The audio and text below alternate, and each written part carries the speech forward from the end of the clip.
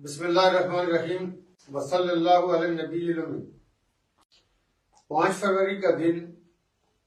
پوری پاکستانی قوم کی طرف سے قطع نظر اس کے کہ وہ کس سیاسی جماعت سے، کس سماجی جماعت سے یا کس گروہ کے ساتھ تعلق رکھتا ہے، کس قبیل سے ہے، اس دن ایک ہی قبیلہ ہوتا ہے اور وہ قبیلہ کشمیر ہوتا ہے۔ 5 فروری کو ہم اقوام عالم کو یہ پیغام دیتے ہیں کہ تقسیم ہندوستان کا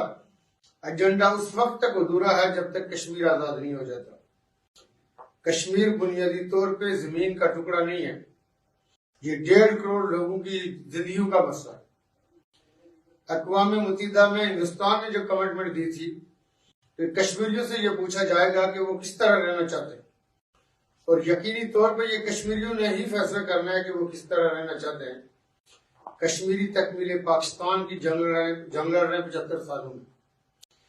اور اس 5 فروری کو سالیڈیرٹی میں ہم پوری قوم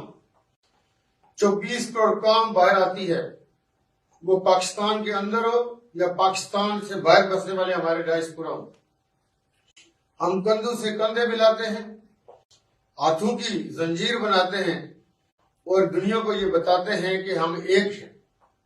ہمارے کوئی بھی اختلافات ہوں، سیاسی ہوں یا کسی بھی طرح کے ہوں،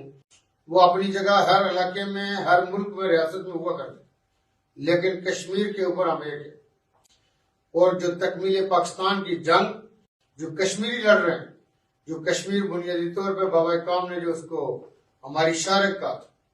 ہماری زندگی مکمل ہو نہیں سکتی شارک کے بغیر، کہ ہم آپ کے ساتھ کھڑے ہیں، ہم آپ کے ساتھ کھڑے رہیں گے۔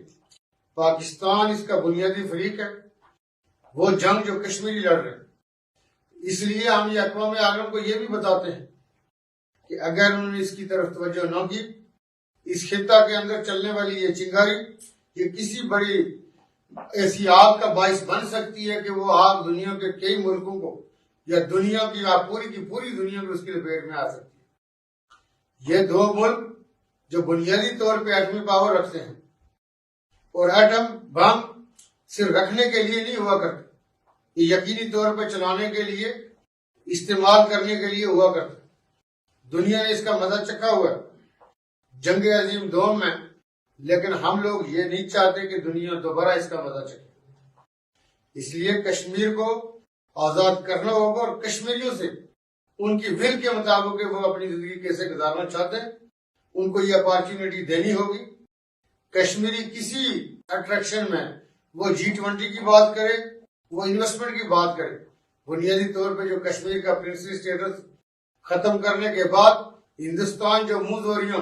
بے لگام گھوڑے کی مانند وہ آگے بڑھنا چاہتا ہے، روندنا چاہتا ہے، یہ ہمیں یہ روکنا بھی آتا ہے اور ہم روکنے کی استطاعت بھی رکھتے ہیں، لیکن ہم اس کو ایک اپارچونٹی دے رہے ہیں